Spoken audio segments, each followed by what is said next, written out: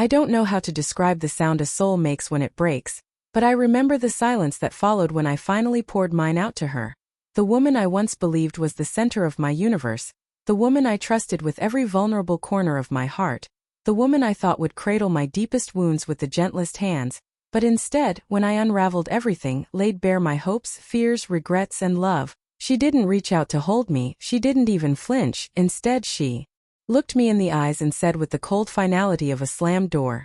"Then leave." And that was the moment I realized I had been bleeding in front of someone who felt nothing for my pain, someone whose love had become a mask, a rehearsed performance, a shadow of what it once was, and as I sat there, my chest heaving from the weight of everything I had just confessed, how I felt lost lately, how I missed the version of us that used to laugh at midnight and fall asleep tangled in warmth, how I didn't want to lose her, how I'd do anything to understand what had changed. She offered no warmth, no pause, no comfort, just those two cruel, cutting words, and I thought maybe I misheard her, that maybe love couldn't vanish that easily, that the woman I built my life around couldn't be so hollow in the moment I needed her most, but she said it again, slower this time, "Then leave," like I was a burden and inconvenience, something that had outlived its purpose, and so I did. I stood up even though my legs felt like they no longer belonged to me. I walked away even though every step felt like I was tearing pieces of myself off and leaving them behind, and in the days that followed I tried to understand where had it all gone wrong.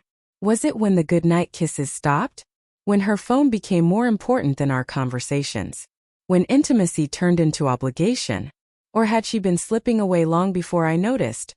And the more I replayed our final moments, the more I realized it wasn't just about that night, it was about all the nights before, when I was hurting quietly and she didn't ask, when I offered affection and got apathy in return, when I waited for her to come to bed but she stayed lost in her own world, and yet I stayed. I kept believing in the memory of us, in the magic we once had, in the dreams we painted together on foggy windows and long drives and in lazy Sunday mornings wrapped in each other, and that's the part that haunts me most, not that she told me to leave, but that I kept fighting for someone who had already walked away in her heart. And I thought maybe if I just opened up more, if I just made her see how deeply I loved her, how her smile used to be the reason I woke up excited, how every word she spoke once sounded like a song meant only for me, that she'd remember, that she'd choose to stay. But I was wrong, because love isn't sustained by one person's devotion. It needs to be met, matched, reciprocated, and she had stopped giving long ago, choosing silence over honesty, distance over closeness,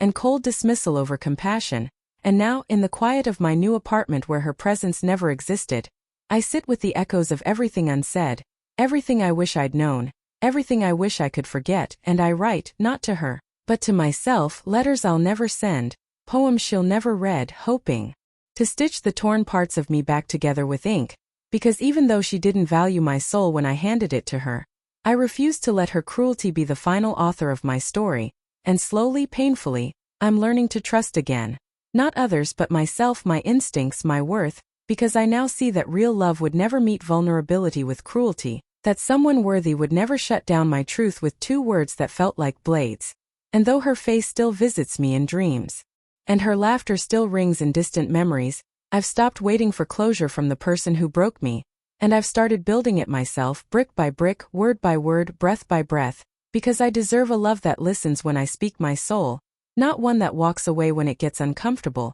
And maybe one day, someone will sit across from me and hear everything, the pain, the past, the poetry of survival, and instead of pushing me away, they'll take my hand and say, "I see you, I hear you, I'm not leaving." But until then, I remain my own shelter, my own comfort, my own strength, carrying forward not with bitterness, but with the quiet dignity of someone who chose to rise even after being told to leave.